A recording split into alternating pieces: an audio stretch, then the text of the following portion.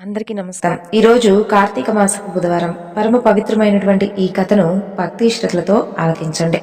కార్తీక మాసం అంటే శివకేశవులకి ఇరువురికి కూడా ఎంతో ప్రీతికరమైనటువంటి మాసం, మనందరికీ తెలిసిన విషయమే. ఇక ప్రత్యేకించి కృష్ణ భగవానుడికి ఎంతో ప్రీతికరమైనటువంటి మాసం ఈ యొక్క దామోదర మాసం. దీనినే దామోదర మాసం అనేటటువంటి పేరు ఎందుకు వచ్చింది, శ్రీకృష్ణుడికి ఇష్టమైనదిగా ఎందుకు మారింది, ఇప్పుడు ఈ కథ ద్వారా తెలుసుకుందాం. ఒకనాడు శ్రీకృష్ణుడు మజ్జిగ చిలుగుతున్నటువంటి యశోదాదేవి వద్దకు వచ్చి, అమ్మా ఆకలేస్తుంది అని చెబుతాడు. వెంటనే యశోదాదేవి ఆ పనిని ఆపి కృష్ణుడికి పాలిస్తూ ఉంటుంది. అలా పాలిస్తూ ఉండగా తాను వంటగదిలో పొయ్యి వెలిగించి వచ్చినటువంటి విషయం గుర్తొచ్చి పాలు తాగుతూ ఉన్నటువంటి కృష్ణయ్యను కిందకు దింపి తాను వంటగదిలోకి వెళ్తుంది. తనను పాలు తాగనీయకుండా తన పని చూసుకోవడానికి వెళ్ళినటువంటి యశోద పైన శ్రీకృష్ణుడు కోపగించుకుని అక్కడ ఉన్నటువంటి వెన్నకుండను పగలగొట్టి ఒక రోలు మీద కూర్చుని తింటూ ఉంటాడు. ఇక వంటగది నుండి బయటకు వచ్చినటువంటి యశోదాదేవి తన బిడ్డ కనిపించకపోయేసరికి వెతుకుతూ ఉంటుంది. శ్రీకృష్ణుడేమో రోలు మీద కూర్చుని వెన్న తింటూ కనిపిస్తాడు యశోదమ్మకు. అప్పుడు యశోదాదేవి శ్రీకృష్ణుని మందలిస్తూ ఒక కర్ర తీసుకొని తన వెంట పరిగెడుతూ కృష్ణుని పట్టుకుని అక్కడ ఉన్నటువంటి ఒక రోలును కృష్ణుడి పొట్టకు ఒక తాడుతో కడుతుంది. అయితే ఆ తాడును స్వామివారి పొట్టకు ఎంతగా కట్టాలని చెప్పి ప్రయత్నించినప్పటికీ కూడా ఆ తాడైతే స్వామివారి ఉదరానికి కాస్త తక్కువగా మారిపోతుంది. ఇక తన తల్లి తనను బంధించడానికి పడేటటువంటి కష్టాన్ని చూడలేనటువంటి కన్నయ్య తన తల్లి తన వలన బాధపడకూడదు అనేటటువంటి భావనతో ఆ యొక్క తాడు తన పొట్టకు సరిపోయే విధంగా చేసుకుని కట్టించుకుంటాడు. ఈ విధంగా తన తల్లిపైన ఉన్నటువంటి ప్రేమతో కన్నయ్య ఆ యొక్క దామము అంటే తాడుతో ఉదరానికి కట్టించుకుంటాడు. కాబట్టి ఈ మాసానికి కార్తీక దామోదర మాసం అనేటటువంటి పేరు వచ్చింది. అలా తల్లి కట్టినటువంటి రోలుతో కృష్ణయ్య ఆడుకుంటూ ఉండగా తన ఉద్యానవనంలో ఉన్నటువంటి 2 చెట్ల మధ్యలో ఈ యొక్క రోలు ఇరుక్కుపోతుంది. ఆ రోలును శ్రీకృష్ణుడు బలవంతంగా లాగడంతో చెట్లు 2 వేర్లతో సహా పిగిలించుకుని పడిపోయి శాప విముక్తి పొందుతాయి. ఆ విధంగా శాప విమోచనం కలిగిన వారెవరంటే కుబేరుడి కుమారుడైనటువంటి నలకుబేర మణిభద్రుడు. రాజభోగాలను అనుభవిస్తూ కొలనులో మద్యాన్ని సేవిస్తూ స్నానం ఆచరిస్తూ ఉండగా అటుగా నారద మునివర్యులు వెళ్తూ ఉంటారు. అయితే ఆయన్ను చూసి కూడా వీరు పట్టించుకోకపోవడంతో మద్ది చెట్లు కమ్మంటూ శాపానికి గురవుతారు. ఈ విధంగా నారదుల వారి శాపానికి గురయ్యామంటూ నలకుబేర మణిభద్రుడు శ్రీకృష్ణుడికి చెబుతారు. ఈ విధంగా శాపానికి గురైనటువంటి మేము క్షమాపణ కోరడంతో నారద మహాముని శ్రీకృష్ణుడి చేతిలో మీకు శాప విముక్తి పొందవచ్చు అని చెప్పినట్లుగా వివరిస్తారు. ఈ విధంగా అర్జున చెట్టుగా ఉన్నటువంటి తమకు విముక్తిని ప్రసాదించి తమను దీవించారని కృష్ణ భగవాను ఉద్దేశించి దామోదరాష్టకాన్ని కూడా వారు పాడతారు. ఇంకా ఈ బుధవారం నాడు మరికొన్ని కథలను తెలుసుకునే ముందు మనకు చాలా సమస్యలు అలాగే ఎన్నో ఇబ్బందులు ఎదుర్కొంటూ ఉండేటటువంటి పరిస్థితులు ఏర్పడతాయి కదండి. అలాంటప్పుడు మనకు తెలిసినటువంటి ఎవరైనా గురువు గారి సలహా పాటిస్తే బాగుండని ఎవరికైనా అనిపిస్తుంది కదా. అమ్మవారి ఆశీస్సులతో జ్యోతిష్యం చెబుతారండి గురువు గారు. చాలా చక్కగా ఉన్నట్లుగా మన గురించి మనం ఏ సమస్య గురించి అయితే బాధపడుతూ ఉన్నామో ఆ సమస్యకు తగినటువంటి పరిష్కార మార్గాన్ని పూజల రూపంగా కానీ పరిహార మార్గంగా కానీ తెలియజేస్తారు.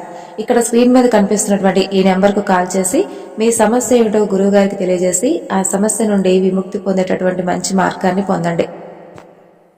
ఈ యొక్క కార్తీక మాసంలో శ్రీ మహావిష్ణు యొక్క స్మరణ, అలాగే స్వామివారి భజనలు, స్వామివారి పూజా విశేషాలు, అలాగే స్వామివారి లీలలు, అలాగే స్వామివారి భక్తులైన వారి గురించి కూడా విన్నంత మాత్రానే సకల పాపహరణం కలుగుతుందట. మరి ఆ కథ ఏమిటో ఇప్పుడు తెలుసుకుందాం. పరీక్షిత్ మహారాజ్కు భాగవతం యొక్క కథలు వినిపిస్తున్నటువంటి సుఖమహాముని ఈ విధంగా చెప్తున్నాడు. రాజేంద్ర, సూర్యుడు ఒక్కడే అయినా సర్వ దేశాల ప్రజలకు ఏ విధంగా అయితే కనిపిస్తున్నాడో అలాగే సర్వాంతర్యామి అయినటువంటి నారాయణుడు కూడా ఏకరూపియే. సర్వాంతర్యామి అయినటువంటి పరమాత్మను జ్ఞానులు తమ ఆత్మలోనే దర్శిస్తారు. శరీరం మీద అభిమానం వలన, నేను నాది అనేటటువంటి అహంకారం వలన జయా విజయులు వైకుంఠంలో ద్వారపాలకులు, విష్ణు సేవా తత్పరులు. ఒకనాడు సనక సనందనాది మునులు నారాయణ దర్శనార్థమై వైకుంఠానికి రాగా అది తగినటువంటి సమయం కాదని ద్వారపాలకులు వారిని అడ్డగిస్తారు. అందుకు ఆ మునులు కోపించి విష్ణులోకానికి దూరం అవుదురుగాక అంటూ శపిస్తారు. అప్పుడు వారు శ్రీ మహావిష్ణువును శరణు వేడుకోగా మహర్షుల శాపానికి తిరుగులేదు. కానీ మీరు నా భక్తులైనందువలన మీకు కొంత శాప విమోచన కలిగిస్తున్నాను. మీరు నా భక్తులుగా 7 జన్మలు గాని, విరోధులుగా 3 జన్మలు గాని భూలోకమున జన్మించిన పిమ్మట తిరిగి మరలా వైకుంఠానికి వస్తారంటూ ఉపశమనమిస్తాడు. అప్పుడు వారు మీకు దూరంగా మేము 7 జన్మలు ఉండలేమంటూ విరోధులుగా అయిన 3 జన్మలు ఎత్తుతామని చెప్పి చెబుతారు. ఆ యొక్క జయా విజయులే కృతయుగంలో హిరణ్యాక్ష హిరణ్యకశిపులుగాను, త్రేతాయుగంలో రావణ కుంభకర్ణులుగాను, ద్వాపర యుగంలో శిశుపాల దంతరుక్తులుగాను జన్మిస్తారు. ఇలా ప్రతి జన్మలోనూ విష్ణువు అవతారం చేత వదులై తరువాత శాప విముక్తిని పొందారు వీరందరూ కూడా. అయితే ఇప్పుడు మనం చెప్పుకోబోయేటటువంటి ఒక కథ పరమ భాగవతోత్తముడి కథ. కశ్యప ప్రజాపతి భార్య అయినటువంటి దితిగర్భాన హిరణ్యాక్ష హిరణ్యకశిపులు అనేటటువంటి మహావీరులు జన్మిస్తారు. హిరణ్యాక్షుడు బలగర్వితుడై దేవతలను యుద్ధంలో ఓడిస్తూ అందరినీ కూడా భయభీతులను చేస్తూ ఉంటాడు. ఈ విధంగా భూదేవిని వరాహమూర్తి అవతారంలో ఉద్ధరిస్తున్నటువంటి శ్రీ మహావిష్ణువును యుద్ధానికి కవ్విస్తాడు. అప్పుడు జరిగినటువంటి భీకరమైన యుద్ధంలో హిరణ్యాక్షుడు మరణిస్తాడు. సోదరుడు మరణానికి చింతిస్తూనే హిరణ్యకశిపుడు తల్లిదండ్రులను బంధువులను ఓదారుస్తాడు. తర్వాత రాజ్యపాలనా భారాన్ని మంత్రులకు అప్పగించి తాను తపస్సుకు వెళ్తాడు. మందరగిరి పర్వత ప్రాంతాలలో నిరాహారుడై ఒంటికాలి బొటనవేలు మీద నిలిచి 100 దివ్య సంవత్సరాలు బ్రహ్మ కోసం ఘోరమైనటువంటి తపస్సు చేస్తాడు. అతను చేస్తున్నటువంటి తపో మహిమకు సముద్రాలన్నీ కూడా అల్లకల్లోలమవుతాయి. కులగిరులు కంపించిపోతాయి. గ్రహ నక్షత్రాదులు సూర్య చంద్రాదులు గతి తప్పి తిరుగుతాయి. లోకాలన్నీ కింద మీదలవుతాయి. ప్రళయాలను తట్టుకోలేకపోతారు దేవతలందరూ కూడా. బ్రహ్మదేవుణ్ణి ఆశ్రయిస్తారు. హిరణ్యకశిపునిపై దయతలచమంటూ ప్రార్థిస్తారు. ఫలితంగా హిరణ్యకశిపుని బ్రహ్మ ప్రత్యక్షమవుతాడు. వరాలు కోరుకోమని అడుగుతాడు. హిరణ్యకశిపుడు ఈ విధంగా కోరుకుంటాడు. భూతలాలలో దేని వలన కూడా నాకు మృత్యువు రాకూడదు స్వామి. వెలుపల లోపల పగలు రాత్రి నేలలో నింగిలో నిప్పులో నీటిలో ఎక్కడా కూడా ఏ ఆయుధం చేత కూడా నాకు మృత్యువు రాకూడదు. నరుల వలన మృగాల వలన ప్రాణరహితులైనటువంటి వాటి చేత గాని ప్రాణ సహితులైన వాటి చేత గాని దేవతలు దానవులు ఉరగలు ఇలా ఎవరి చేత కూడా నాకు మరణం లేనట్లుగా వరాన్ని ప్రసాదించండి. ఆ విధంగా రాజ్యాధికారం సకల లోకాలను జయించేటటువంటి శక్తిని అనిమాది ఐశ్వర్యాలను కూడా నాకు ప్రసాదించండి. హిరణ్యకశిపుడు అడిగినవన్నీ కూడా చాలా దుర్లభాలు అయినా బ్రహ్మదేవుడు ప్రసాదించాడు. వాటిని అవన్నీ కూడా ఇచ్చి తర్వాత తపస్సును చాలించమని చెప్పి తరలిపోతాడు బ్రహ్మదేవుడు. తనకిక తిరుగులేదంటూ రెచ్చిపోతాడు హిరణ్యకశిపుడు. ఇక వరగర్వంతో హిరణ్యకశిపుడు విజృంభిస్తాడు. దేవతలను జయిస్తాడు. ఇంద్ర సింహాసనాన్ని ఆక్రమిస్తాడు. పంచభూతాలను నిర్బంధిస్తాడు. తపస్సులను భంగపరుస్తాడు. సాధువులను హింసిస్తూ ఉంటాడు. ఇక దేవతలు శ్రీ మహావిష్ణువుతో మొరపెట్టుకోగా బాధపడకండి, మీకంతా మంచే జరుగుతుందంటూ వారికి అభయమిస్తాడు శ్రీ మహావిష్ణువు. అలా కొంతకాలానికి హిరణ్యకశిపుని భార్య లీలావతి ప్రసవిస్తుంది. ఆ శిశువుకు ప్రహ్లాదుడు అని నామకరణం చేస్తారు. తపస్సు ముగించి వచ్చినటువంటి హిరణ్యకశిపుడు తన భార్యను నారదముని ఆశ్రమం నుండి తీసుకుని వెళ్లి సమస్త లోకాలను జయించి దేవతలను బానిసలుగా చేసుకుంటాడు. అలా పుట్టుకతోనే ప్రహ్లాదుడు భగవద్భక్తుడవుతాడు. బ్రహ్మజ్ఞాని అవుతాడు. తండ్రికి విరుద్ధంగా ఎదుగుతాడు. నిరంతరం హరిని స్మరిస్తూ ఉంటాడు. అతనికి 5 సంవత్సరాలు వస్తాయి. ప్రహ్లాదుణ్ణి పాఠశాలలో వేదల్చి తన గురువు శుక్రాచార్యుడు కుమారుడైనటువంటి చండామార్కుల వారిని పిలిపించి ప్రహ్లాదుడికి పాఠాలు చెప్పమని అంటాడు హిరణ్యకశిపుడు. సరేనంటూ ప్రహ్లాదుడిని తన వెంట ఆశ్రమానికి తీసుకుని వెళ్తాడు చండామార్కుడు. అక్కడ కొందరు రాక్షస బాలులతో పాటు ప్రహ్లాదుడికి కూడా చదువు చెప్పడం మొదలు పెడతాడు. అయితే ఆ చదువు ఏమాత్రం నచ్చదు ప్రహ్లాదుడికి. అది వ్యర్థమని గ్రహిస్తాడు. పరతత్వాన్ని బోధించేది సరైనటువంటి చదువని, ఆ చదువు కేవలం హరినామ స్మరణతోనే సాధ్యం అనుకుంటాడు అతను. అలా అనుకుని రాత్రి పగలు హరినామ స్మరణ చేస్తూ ఉంటాడు. ఆ యొక్క హరినామ స్మరణలో ఒక్కొక్కసారి నవ్వుకుంటూ ఉంటాడు, ఒక్కొక్కసారి ఏడుస్తూ ఉంటాడు. భగవంతుని సాన్నిధ్యాన్ని ఆశిస్తూ చిత్ర విచిత్రంగా ప్రవర్తిస్తూ ఉండేవాడు ప్రహ్లాదుడు. అతన్ని కొంతమంది అంటే తోటి పిల్లవాళ్ళు చూస్తూ ఇతడేమో వెర్రివాళ్లాగున్నారే అనుకుంటూ నవ్వుతూ ఉండేవారు. పిచ్చివాడు అని చెప్పంటూ ఉండేవారు. ఇక గురువులు కూడా అతన్ని చూసి నవ్వుకుంటూ ఉండేవారు. అయితే ఒకనాడు పిల్లవాడి చదువు సంధ్యలు ఏ మేరకు వచ్చాయో తెలుసుకోవాలని చెప్పి హిరణ్యకశిపుడు అనుకుని పిల్లవాడిని పిలిపిస్తాడు. వచ్చినటువంటి ప్రహ్లాదుని చేతులు జాచి కౌగిలించుకుని దగ్గరకు తీసుకుని తొడ మీద కూర్చోబెట్టుకుంటాడు. నాయనా ప్రహ్లాద, గురువుల దగ్గర బాగా చదువుకుంటున్నావా? సకల శాస్త్రాలు అభ్యసించుంటావు. ఏది చదువంటే ఏమిటో, అందులో ఉన్నటువంటి మర్మం ఏమిటో చెప్పు నాయనా అని అడుగుతాడు హిరణ్యకశిపుడు. చదువంటే శ్రీహరిని జపించడం అంటాడు ప్రహ్లాదుడు. చదువులో ఉన్నటువంటి మర్మం అంతా కూడా ఆ భగవంతుడు శ్రీహరి సాన్నిధ్యాన్ని చేరుకోవడమే తండ్రి అని అంటాడు. పాప పంకిలమైనటువంటి ఈ లోకాన్ని త్యజించి విష్ణుపదం చేరుకోవడమే తన లక్ష్యమని, దానికోసం తపస్సు చేయాలనుకుంటున్నానని చెబుతాడు ప్రహ్లాదుడు. కుమారుడి మాటలు గుండెల్లో గుణపాలు దించినట్లుగా అవుతుంది హిరణ్యకశిపుడికి. తన విరోధి శ్రీ మహావిష్ణువుని గురించి ఎవరో చాటుగా ప్రహ్లాదుడికి అన్ని నూరు పోసినట్లున్నారే అని అనుకుంటాడు. అందుకే ఈ విధంగా ప్రహ్లాదుని బుద్ధి పెడత్రోవ పట్టిందిలే అని చెప్పనుకుంటాడు. వణికిపోతూ ఉన్నటువంటి చండమార్కాన్ని పిలిపించి ఈ విధంగా చూతాడు. చండామార్క, పిల్లాడికి సరైనటువంటి చదువులు చెప్పండి, శిక్షించినా పర్వాలేదు, చక్కని చదువు తలకెక్కాలి, సరేనా అంటాడు. సరేనంటూ ఆశ్రమానికి ప్రహ్లాదుతో సహా చేరుకుంటాడు చండామార్కుడు. ప్రహ్లాద, శ్రీహరిని భగవంతుడు అంటున్నావు, తప్పు నాయనా. మనకు భగవంతుడు నీ తండ్రి హిరణ్యకశిపుడే. అతన్నే మనం ఆరాధించాలి. అతను చెప్పిందే మనకు వేదం అని అంటాడు చండామార్కుడు. సమాధానంగా నవ్వి ఊరుకుంటాడు ప్రహ్లాదుడు. ఇతన్ని శిక్షించాల్సిందే అనుకుంటాడు చండామార్కుడు. కొడతానంటూ మీదకు వస్తాడు. నేను చెప్పిందే నువ్వు చదవాలి, వేరొకటి చదివితే ఒప్పుకోనంటూ బెదిరిస్తాడు. రాక్షసులకు అవసరమైనటువంటి దండనీతిని బోధించాడు అతనికి. వింటే కదా ఏది కూడా చెవికెక్కించుకోడు ప్రహ్లాదుడు. ప్రహ్లాదుని చదువు గురించి మరలా తెలుసుకోవాలని అతన్ని పిలిపిస్తాడు హిరణ్యకశిపుడు. బాగుపడుంటాడు, తన గురించి అంతా తెలుసుకుని ఉంటాడులే అని అనుకుంటాడు. అలా వచ్చినటువంటి ప్రహ్లాదుని తొడ మీద కూర్చోబెట్టుకుని లాలిస్తాడు, బుజ్జగిస్తాడు. అయినా ఏది నువ్వు ఇటీవల నేర్చుకున్న దాన్ని చక్కగా చెప్పు అని అడుగుతాడు. పాత పాటే పాడతాడు ప్రహ్లాదుడు. అలా సింహాసనం మీద నుంచి కిందకు దిగి శ్రీహరిని కీర్తిస్తూ చిందులు వేస్తాడు. విష్ణు భక్తిని మించింది లేదని చూతాడు. విష్ణువును చేరుకునేందుకు నవభక్తి సూత్రాలను తెలియజేస్తాడు. అలా కొడుకు ప్రవర్తన పట్ల చెప్పలేనంత కోపం వస్తుంది హిరణ్యకశిపుడికి. ఇదేనా నువ్వు నేర్పినటువంటి విద్య అంటూ చండామార్కుని అనేక తిట్లు తిడతాడు. ఓరి బ్రాహ్మణాదమా, శత్రుపక్షం వహించి నా కొడుకును నా మీదకే ఉసిగొలుపుతున్నావా? ఇదేనా నువ్వు ఇస్తున్నటువంటి శిక్షణ? నిన్నేం చేసినా పాపం లేదంటాడు. క్షమించాలి దానవేంద్ర, ఆ చదువులేవి నేను చెప్పలేదు మీ కుమారుడికి. వాటిని ప్రహ్లాదుడు తనంత తానుగా నేర్చుకున్నాడు. ఇందులో నా ప్రమేయం ఎంత మాత్రం లేదు అని అంటాడు చండామార్కుడు. అవునా, నిజమేనా అన్నట్లుగా ప్రహ్లాదుని చూస్తాడు హిరణ్యకశిపుడు. అవునన్నట్లుగా తలాడిస్తాడు ప్రహ్లాదుడు. అంతే, ఒక్క ఉదుటన సింహాసనం నుండి లేచి ప్రహ్లాదుని విసురుగా ముందుకు తోసేస్తాడు. వెళ్లి దూరంగా పడ్డటువంటి ప్రహ్లాదుని చూస్తూ ఇలా అంటాడు. శత్రువును కీర్తించేవాడు కన్న కొడుకైనా నాకు శత్రువుతో సమానం. ఈ ప్రహ్లాదుడు వదార్హుడు. తీసుకుని వెళ్లి వీడిని ఇప్పుడే చంపేయండి. చచ్చాడన్నటువంటి శుభవార్తను మాత్రమే నా చెవిన వేయండి. 5 ఏళ్ల వాడైనటువంటి ఆ ప్రహ్లాదుని రెక్కలు విరిచి పట్టుకుపోతారు ఆ రాక్షసులు. అతన్ని చంపడానికి నానా రకాలుగా ప్రయత్నాలు మొదలు పెడతారు. ఏనుగుల చేత తొక్కిస్తారు, పాముల చేత కనిపిస్తారు, ఎత్తైనటువంటి కొండల మీద నుండి కిందకు తోస్తారు, ప్రజ్వలిస్తున్నటువంటి మంటల్లో పడేస్తారు, కాలకోట విషయాన్ని తాగిస్తారు, అన్నానికి నీటికి దూరం చేస్తారు.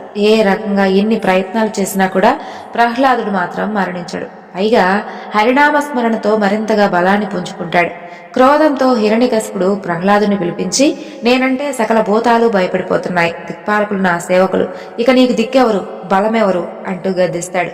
అందరికీ ఎవరు బలమో, అందరికీ ఎవరు దిక్కో ఆ విభుడే నాకు దిక్కు అంటాడు ప్రహ్లాదుడు. నాన్నగారు, పద్మాక్షుని పూజించే చేతులు మాత్రమే చేతులు, లక్ష్మీశుని కీర్తించే నాలుకే నాలుక, దేవేశుని చూసే చూపులే చూపులు, నారాయణుని మొక్కే శిరస్సు మాత్రమే శిరస్సు, హరిని వినిపించే చెవులు మాత్రమే చెవులు, మాధవుని యందు లగ్నమయ్యే మనసు మాత్రమే మనసు, భగవంతుడికి ప్రదక్షిణలు చేసే అడుగులే అడుగులు, ఆది పురుషుడి మీద లగ్నమయ్యేటటువంటి బుద్ధి మాత్రమే సద్బుద్ధి, పరదేవతను ధ్యానించే రోజు మాత్రమే మంచి రోజు, చక్రపాణిని తెలియజెప్పేది మాత్రమే అసలైనటువంటి విద్య, విశ్వాంబరుని వివరించేవాడే సద్గురువు, వైకుంఠుడి దగ్గరకు పొమ్మన్నవాడే మంచి తండ్రి.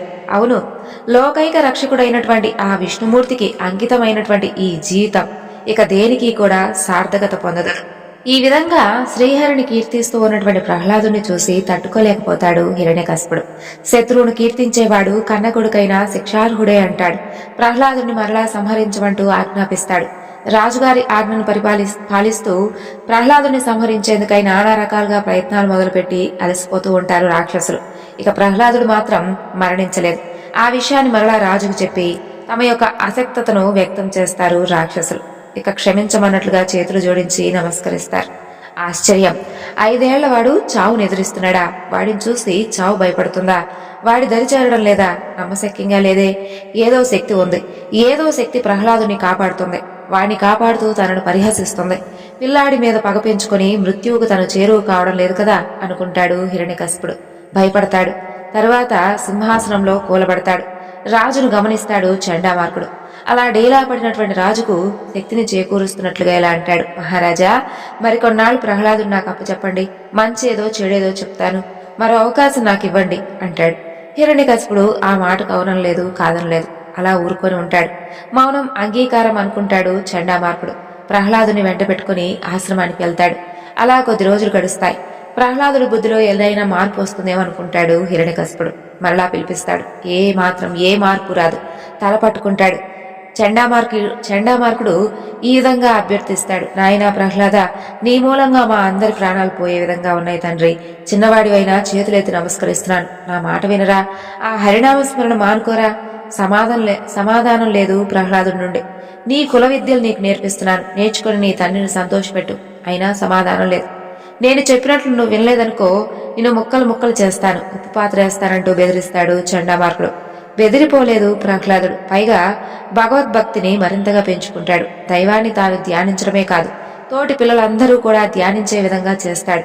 వారందరికీ కూడా భక్తి తత్వాన్ని ఉపదేశిస్తాడు. హరికథలు వినిపిస్తూ భాగవత ధర్మాలు బోధిస్తూ ఉంటాడు. వినసొంపుగా ఉన్నటువంటి ఆ కథలను ధర్మాలను వంటబట్టించుకుంటూ పరవశించిపోతుంటారు ఆ బాలకులు. ఒకనాడు ఆ బాలకులు ఈ విధంగా అడుగుతారు, ప్రహ్లాద, నీకు ఇవన్నీ కూడా ఎలా తెలుసు అని అడుగుతారు. అమ్మ కడుపులో ఉండగానే తెలుసుకున్నానంటాడు ప్రహ్లాదుడు. అదెలా సాధ్యం అని వారు ప్రశ్నించలేదు. కానీ జరిగిందేమిటి అంటే, అనేక సంవత్సరాల పాటు మందరాద్రి మీద హిరణ్యకశిపుడు తపస్సు చేసుకోవడానికి వెళ్ళాడు కదా. అప్పుడు అతని చుట్టూ కూడా పుట్టలు పెరిగిపోతాయి. కనిపించకుండా పోతాడు. అంతా శిథిలమైపోయి ఉంటాడు.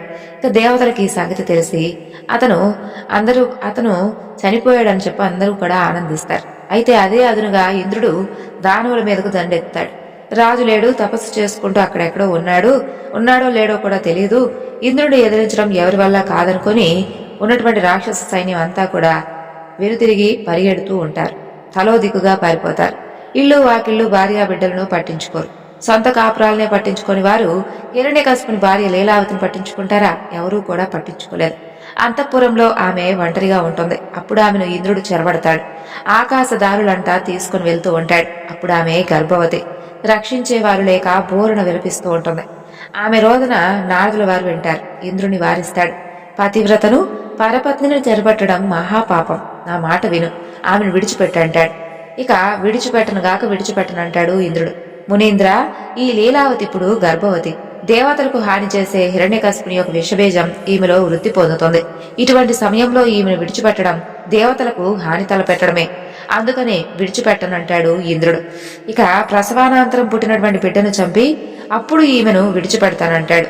నీ ఊహ సరికాదు ఇంద్ర అంటాడు నారదుడు. ఇప్పుడు ఈ సాధ్వి గర్భంలో పెరుగుతుంది. నువ్వనుకున్నట్టుగా దేవతలకు శత్రువు కాదు, పరమ భాగవతోత్తముడు పెరుగుతున్నాడు. పాపరహితుడు అతను. అతన్ని చంపడం నీ వల్ల కాదు. నా మాట విను, లీలావతిని విడిచిపెట్టంటాడు. ఇక ఆలోచనలో పడతాడు ఇంద్రుడు. నా మాట మీద నమ్మకం లేదా అంటాడు నారదుడు. ఉంది, నీ మాట మీద నమ్మకంతో ఈమెను విడిచిపెడుతున్నాను, తీసుకుని వెళ్ళండి అంటాడు. అలా లీలావతిని విడిచిపెట్టేస్తాడు ఇంద్రుడు. ఇక నారదుల వారు లీలావతిని అక్కడి నుండి తీసుకుని వెళ్ళిపోతాడు. పెను ప్రమాదం నుండి తనను తప్పించి రక్షించినందుకు చేతులు జోడించి నమస్కరించి నారదముని యొక్క పాదాలను ఆశ్రయించింది లీలావతి. ప్రాణభిక్ష పెడతారు. కృతజ్ఞరాలని అని అనుకుంటుంది. రా తల్లి రా అంటూ ముందుకు నడుస్తాడు నారదుడు. లీలావతితో సహా తన ఆశ్రమానికి చేరుకుంటాడు. నీ భర్త తపస్సు నుండి తిరిగి వచ్చేంత వరకు నువ్విక్కడే సంతోషంగా ఉండవచ్చు, నీకు ఏ కొరత రాదంటాడు. అలా నారదముని సేవించుకుంటూ లీలావతి రోజులు గడుపుతూ ఉంటుంది. ఆమె భక్తికి మెచ్చుతాడు నారదుడు. ఆమెకు పరతత్వాన్ని బోధిస్తాడు, జ్ఞానబోధ చేస్తాడు. నారదుడు చెప్పినటువంటి బోధనలన్నీ కూడా తల్లితో పాటు ఆమె గర్భంలో ఉన్నటువంటి ప్రహ్లాదుడు కూడా వింటాడు. బాగా ఆకలింపు చేసుకుంటాడు. ఈ కారణంగా పుట్టుకతోనే ప్రహ్లాదుడు హరిభక్తుడు అవుతాడు, గొప్ప జ్ఞానం అవుతాడు. ఆ జ్ఞానాన్నంతా కూడా ఈ విధంగా తోటి వాళ్లకు పంచుతూ ఉంటాడు. ఈ విధంగా తాచెడ్డ కోతి వనమెల్లా చెరిచినట్లుగా ప్రహ్లాదుడు తానొక్కడే కాకుండా రాక్షస బాలకులందరి చేత కూడా హరినామస్మరణ చేయించాడని చెప్పి చండామార్కుడు తెలుసుకుని కొంపలు మునిగాయనుకుంటాడు. ప్రహ్లాదుని ఆశ్రమానికి తీసుకొచ్చి తప్పు చేశారనుకుంటాడు. ఇక ప్రహ్లాదుని వెంటబెట్టుకుని హిరణ్యకశిపుని సమీపిస్తాడు. చేసినటువంటి తప్పును క్షమించమంటూ ఆశ్రమంలో ప్రహ్లాదుడు చేస్తుందంతా కూడా ఈ యొక్క రాక్షసరాజుకు వివరిస్తాడు. ఇక నిజమా అంటూ ఉరుముతూ చూస్తాడు హిరణ్యకశిపుడు. నిజమే అన్నట్లుగా నవ్వుతాడు ప్రహ్లాదుడు. ఆ నవ్వు భరించలేకపోతాడు హిరణ్యకశిపుడు. ఆగ్రహంతో ప్రహ్లాదుని చుట్టుపట్టుకుంటాడు. కులనాశక, నన్ను కాదంటూ నా శత్రువును స్మరిస్తావా? నిన్ను ఈ క్షణమే నరికేస్తాను. చూడు, ఎవడు అడ్డు వస్తాడో చూస్తాను. అయినా ఎవరి వెన్నుదను చూసుకుండా నీకెంత పొగరు అని అడుగుతాడు. శ్రీహరిని చూసుకొని తండ్రి అంటాడు ప్రహ్లాదుడు. ప్రహ్లాద అంటూ గట్టిగా అరుస్తాడు హిరణ్యకశిపుడు. ప్రహ్లాదుని విసురుగా ముందుకు తోసేస్తాడు. ఆ విసురుబాటుకు ఇంకొకరైతే వెళ్లి నక్షత్ర మండలంలో పడతారు. కానీ ప్రహ్లాదుడు పడలేదు, నిలదొగ్గుకుంటాడు. తండ్రి, నా మీద కోపగించుకోకు, చెప్పింది విను. నీకు నాకు సమస్త భూతకోటికి నారాయణుడే వెన్నుదన్ను. సకల లోకాలకు అతనే బలం బలగం. లోకాలన్నీ అతని సృజనే. సృష్టి స్థితి లయకారకుడు అతనే. అతన్ని కాదనుకొని అతనితో శత్రుత్వం పెంచుకోవడం అవివేకం. నా మాట వినండి తండ్రి. నీలో ఉన్నటువంటి అస్రగుణాన్ని వదులుకొని ఆ యొక్క పరాత్పరుణ్ణి ఆశ్రయించండి. మనకు శుభం జరుగుతుంది. తన ముందు శత్రువును పొగట్టమే కాకుండా తనకే హితబోధ చేస్తున్నటువంటి ప్రహ్లాదుడిపై అంతెత్తున లేస్తాడు హిరణ్యకశిపుడు. శుభమా? శత్రువును తలుచుకోవడం శుభమా? ఓరి, నా యొక్క బల పరాక్రమాలు తెలియక నోటికొచ్చినట్లుగా వాగుతూ ఉన్నావు. గురువులు నేర్పినటువంటి విద్య కాదంటూ ఏదో నేర్చుకుని హరి హరి అంటూ ఉంటావేమిట్రా? ఆ హరిని తలవడం మానవా అంటాడు. ఇక ఎట్టి పరిస్థితుల్లోనూ మానేది లేదంటాడు ప్రహ్లాదుడు. అది విన్నటువంటి హిరణ్యకశిపుడు క్రోధంతో రగిలిపోతూ, నా శత్రువు అయినటువంటి హరిని పొగిడి కోరి మరీ మృత్యువును కౌగిలించుకున్నావు. ఎక్కడ నువ్వు చెప్పే శ్రీహరిని చూపించు, వాడి అంతు చూస్తాను. నీ పినతండ్రిని చంపిన నాటి నుండి వాడి కోసం నేను వెతుకుతూ ఉన్నాను. కనిపించడం లేదు. దాక్కున్నాడేమో. దమ్ముంటే బయటకు రమ్మను, నా కంట పడమను. కాళ్ళు చేతులు విరిచి కట్టగట్టి విసురుతానంటాడు హిరణ్యకశిపుడు. శ్రీహరిని గురించి ఎంతలేసి మాటలు వినవలసి వచ్చింది. అయ్యయ్యో, భరించలేననుకుంటాడు ప్రహ్లాదుడు. తప్పన్నట్లుగా లెంపలేసుకుంటాడు. పరాత్పరుడట్టడు. నాకంటే గొప్పవాడు శ్రేష్ఠుడు ఇంకెవరున్నారా? నేనే భగవంతుణ్ణి. నన్ను కాదంటావా? నీకు పుట్టగతులున్నవంటాడు హిరణ్యకశిపుడు. కోపాన్ని తమాయించుకునేందుకు దీర్ఘంగా నిట్టూరుస్తాడు. తర్వాత తెలివిగా ఈ విధంగా అడుగుతాడు. నా రక్తం పంచుకొని పుట్టినందుకు చిన్న సహాయం చేయి నాయనా. ఆ శ్రీహరి ఎక్కడున్నాడో చెప్పు. శ్రీహరి ఎక్కడున్నాడంటే ఏం చెప్పను తండ్రి. అతను సర్వాంతర్యామి. ఇక్కడ అక్కడ అనేది ఎక్కడ పడితే అక్కడే ఉంటాడు. ఏ పేరుతో పిలిచినా పలుకుతాడు అంటాడు ప్రహ్లాదుడు. అవునా? అయితే ఈ సభామండపంలో ఈ స్తంభంలో ఉన్నాడా అంటూ కోపంగా కసిగా అడుగుతాడు హిరణ్యకశిపుడు. ఉంటాడు తండ్రి, అనుమానం లేదు. ఆ మాట చాలనుకుంటాడు హిరణ్యకశిపుడు.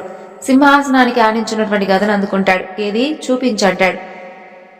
ఆ విధంగా గదతో స్తంభాన్ని గట్టిగా మోస్తాడు. స్తంభాన్ని గద తాగినటువంటి మరుక్షణం భీషణమైనటువంటి ఘోష పుడుతుంది. బ్రహ్మాండం బద్దలవుతున్నట్లుగా శబ్దం వినిపిస్తుంది. ఆ యొక్క శబ్దానికి భూతకోటి సమాప్తం అంతా కూడా అదిరిపడుతుంది. ప్రళయం వచ్చినట్లుగా బెదిరిపోతుంది. అలా వినవస్తున్నటువంటి ఘోర నాదాన్ని భరించలేకపోతున్నట్లుగా చేతిలో ఉన్నటువంటి గదను విడిచి హిరణ్యకశిపుడు చెవులు మూసుకుంటాడు. కళ్ళు కూడా మూసుకుంటాడు. మూసుకుపోయినటువంటి కళ్ళను కూడా తెరిపించే విధంగా ఆ కాంతి ముఖాన పడడంతో కళ్ళు తెరిచి చూస్తాడు. స్తంభాన్ని చీల్చుకొని శ్రీహరి నృసింహ రూపంలో బయటకు వస్తాడు. మునుపెన్నడూ ఎవరూ చూడనటువంటి భీకర రూపంలో, ఇటు నరుడు కాదు అటు మృగం కాదు, నరమృగేంద్ర రూపంలో శ్రీహరి బయటకు వస్తాడు. శ్రీహరిని చూసినటువంటి హిరణ్యకశిపుడు చేతిలో ఉన్నటువంటి ఆయుధాన్ని కూడా కోల్పోయి వెనకడుగు వేయబోతాడు. అంతలో అతన్ని ఒడిసి పట్టుకుంటాడు నృసింహస్వామి. విడిపించుకునేందుకు సాయశక్తిలా ప్రయత్నిస్తాడు హిరణ్యకశిపుడు. అతని వల్ల కాలేదు. గింజుకుంటాడు. అది రాత్రి పగలు కానటువంటి సంధ్యా సమయం. ఆ సమయం కోసం ఎదురు చూస్తున్నట్లుగా స్వామివారు హిరణ్యకశిపుని సభామండపం ద్వారం దగ్గరకు ఇడ్చుకుపోతాడు. ద్వారం మీద కూర్చొని హిరణ్యకశిపుని ఒడిలో పెట్టుకుంటాడు. కదలకుండా మోచేతుల్లో అదింపట్టి తరువాత ఒక్కసారిగా చేతిగోలను అతని పట్టులోకి పోనిస్తాడు. హిరణ్యకశిపుని పొట్ట చీల్చి సంహరిస్తాడు. పేగులు తీసి జంధ్యంగా మెడలో వేసుకుంటాడు. నాలుగు జాచి రాక్షసరాజు రక్తాన్ని జురుతాడు. ఇక హిరణ్యకశిపుని నరహరి సంహరించాడని తెలుసుకుని స్వామి మీద యుద్ధం ప్రకటించినటువంటి రాక్షస గణాన్ని త్రుటి కాలంలో తొదముట్టిస్తాడు భగవంతుడు. తరువాత భూమండలం అదిరిపోయే విధంగా చిందులు తొక్కుతూ విలయ నృత్యం చేస్తూ ఉంటాడు. ఆ నృత్యానికి పూన భాండాలన్నీ కూడా దద్దరిల్లిపోతాయి. ఇక ఆయన్ను శాంతింపజేసేందుకై దేవతలందరూ కూడా ఆయన చెంత చేరి అనేక విధాలుగా స్తోత్రాలు చేస్తుంటారు. అనంతకోటి నామాలతో వేద మంత్రాలతో స్తుతిస్తారు. అయినా ఉగ్ర నరసింహుడు శాంతించలేదు. నృసింహస్వామిగా శ్రీహరి అవతరించి హిరణ్యకశిపుని సంహరించాడని తెలుస్తుంది ఇంద్రాది దేవతలందరికీ కూడా. అప్పుడు బ్రహ్మదేవుడు కలగజేసుకుని చేతులు జోడించి నమస్కరించి నిలిచినటువంటి ప్రహ్లాదుని చేరదీస్తాడు. ప్రహ్లాద, నీ తండ్రిని సంహరించడం కోసం ఇంతటి ఉగ్ర రూపాన్ని ధరించినటువంటి శ్రీహరిని నీవే శాంతింపచేయాలి అంటూ ఇంద్రాది దేవతలందరూ కూడా ప్రహ్లాదుని వేడుకుంటారు. దైవాన్ని చూసి భయపడటం అవివేకం అనుకుంటాడు ప్రహ్లాదుడు. వెళ్లి స్వామివారి ముందు చేతులు జోడించి నిల్చుంటాడు. అనేక రకాలుగా కీర్తిస్తాడు. హరికథలను గానం చేస్తాడు. అలా ప్రహ్లాదుడు చేసినటువంటి కీర్తనలకు గానానికి పరమాత్ముడు శాంతిస్తాడు. ఉగ్ర రూపాన్ని పరిత్యజించి ప్రసన్నుడవుతాడు. ప్రహ్లాదా, నీ భక్తికి మెచ్చాను, ఏదైనా వరం కోరుకో ఇస్తానంటాడు. శ్రీహరి, నిరంతరం నిన్నే ధ్యానించే విధంగా, నీపై నా భక్తి రెట్టింపయ్యే విధంగా వరాన్ని ప్రసాదించు స్వామి అని అడుగుతాడు. అనుగ్రహిస్తున్నాను, నా భక్తుల్లో నీవే ప్రథముడువవుతావు, ముల్లోకాల్లోనూ పరమ భాగవతోత్తముడిగా గొప్ప కీర్తి పొందుతావంటాడు శ్రీహరి. ధన్యుణ్ణి, నన్ను కూడా మీలోనే చేర్చుకో స్వామి అని అంటాడు. తొందరెందుకు, రాజ్య భోగాలను అనుభవించు, నన్ను ఆరాధిస్తూ రాజ్య పరిపాలన చెయ్యి, త్వరలోనే నన్ను చేరుకుంటావంటాడు శ్రీహరి. స్వామి, నాదో చిన్న కోరిక, నా తండ్రి చేసినటువంటి అపరాధాలన్నీ మన్నించి వారికి సద్గతిని ప్రసాదించండి. తప్పకుండా నీ తండ్రికే కాదు, నీ పితామహులందరికీ కూడా మోక్షాన్ని ప్రసాదిస్తూ. ఇక ఎంతో సంతోషించినటువంటి ప్రహ్లాదుడు సంతోషంగా పట్టాభిషిక్తుడవుతాడు. ముల్లోకాలలోనూ ధర్మం ప్రవర్తిల్తోంది. దేవతలు, దిక్పాలకులు వారి వారి స్థానాలను అలంకరించి ఆనందిస్తారు. భూదేవి మనోవేదన చల్లారుతోంది. ఋషులు, మునులు అవిఘ్నంగా జపతపాదులను సాగిస్తారు. యజ్ఞ యాగాదులు నిర్విఘ్నంగా కొనసాగుతూ ఉంటాయి.